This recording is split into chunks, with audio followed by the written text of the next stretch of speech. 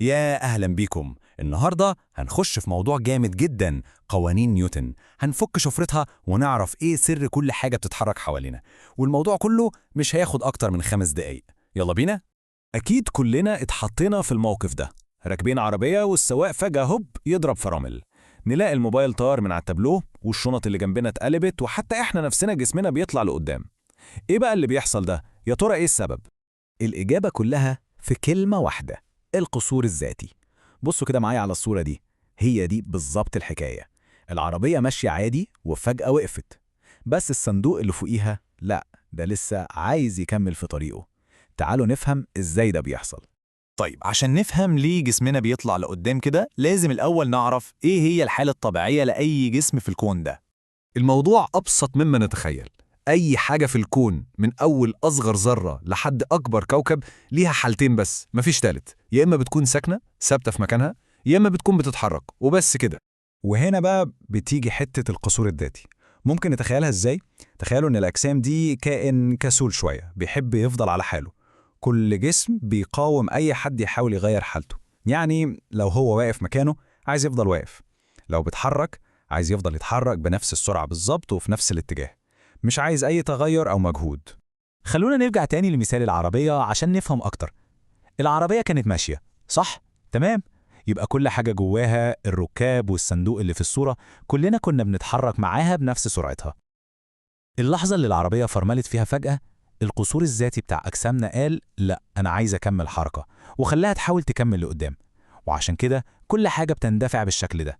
طيب سؤال مهم، لو الأجسام كسلانة كده وبتحب تفضل على حالها، إيه بقى اللي ممكن يغير حالتها دي؟ اللي يخليها تتحرك أو تقف؟ الإجابة بسيطة: القوة. ودي بقى لعبة تانية خالص، لعبة القوة الخفية اللي شغالة حوالينا طول الوقت.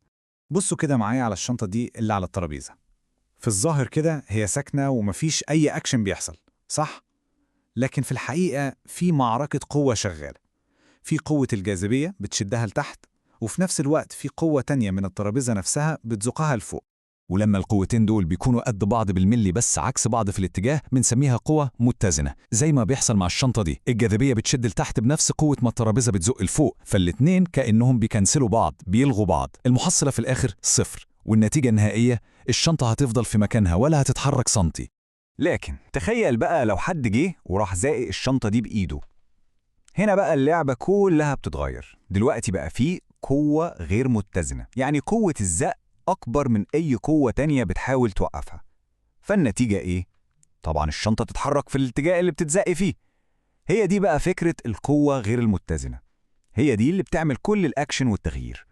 كل الكلام الجامد اللي قلناه ده، من أول القصور الذاتي لحد القوى المتزنة وغير المتزنة، في عالم عبقري لخصه كله في 3 قوانين. 3 قوانين بس بتحكم حركة كل شيء حرفياً في الكون. وطبعاً بنتكلم عن مين؟ عن الأسطورة السير إسحاق نيوتن. الراجل ده هو اللي قدر ياخد كل الملاحظات دي ويحولها لقوانين واضحة، قوانين فيزياء ورياضة غيرت شكل فهمنا للعالم كله. الجدول ده بقى بيلخص لنا الفرق بين أول قانونين ببساطة. بصوا، القانون الأول ده بتاع القوة المتزنة اللي هي بتكنسل بعضها والمحصلة صفر، وفي الحالة دي الجسم بيفضل زي ما هو على حالته.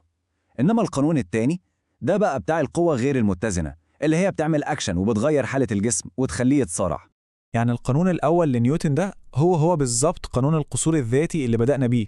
ممكن نلخصه في إن الجسم كأنه بيقول يا عم سيبني في حالي، لو أنا ساكن هفضل ساكن، لو متحرك هفضل متحرك، إلا بقى لو جات قوة غير متزنة غلبتني وغيرت حالتي. أما بقى القانون التاني فده بيقول ببساطة: كل ما تزق حاجة أقوى كل ما هتتحرك أسرع. يعني لما تأثر بقوة غير متزنة على جسم، سرعته لازم تتغير، هيكتسب عجلة.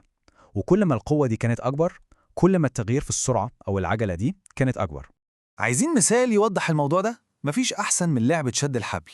تخيل فريقين بيشدوا الحبل بنفس القوة بالظبط، الحبل هيتحرك؟ لا طبعا، دي كده قوة متزنة.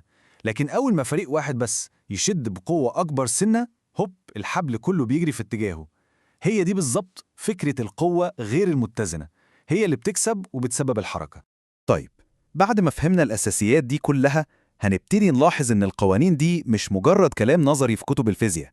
لا، دي حاجة بنعيشها وبنشوفها في كل تفصيلة صغيرة حوالينا كل يوم. يعني لو هنلخص الحكاية كلها فهي 3 نقط مهمة. أول حاجة، افتكروا دايما إن الأجسام كسولة بطبعها وبتقاوم التغيير، وده بسبب القصور الذاتي. تاني حاجة، عشان تجبر جسم إنه يغير حالته لازم تستخدم قوة غير متزنة، قوة تكون هي الكسبانة. تالت وأهم حاجة، العلاقة مباشرة، كل ما قوتك زادت كل ما التغيير في الحركة كان أكبر وأسرع. في المرة الجاية بقى لما نلاقي كورة بتتشاط في ماتش أو نشيل حاجة تقيلة من على الأرض، دلوقتي بقينا فاهمين إيه اللي بيحصل ورا الكواليس وإيه القانون اللي شغال، القوة والقصور الذاتي والحركة. الفيزياء بجد طلعت في كل حتة حوالينا.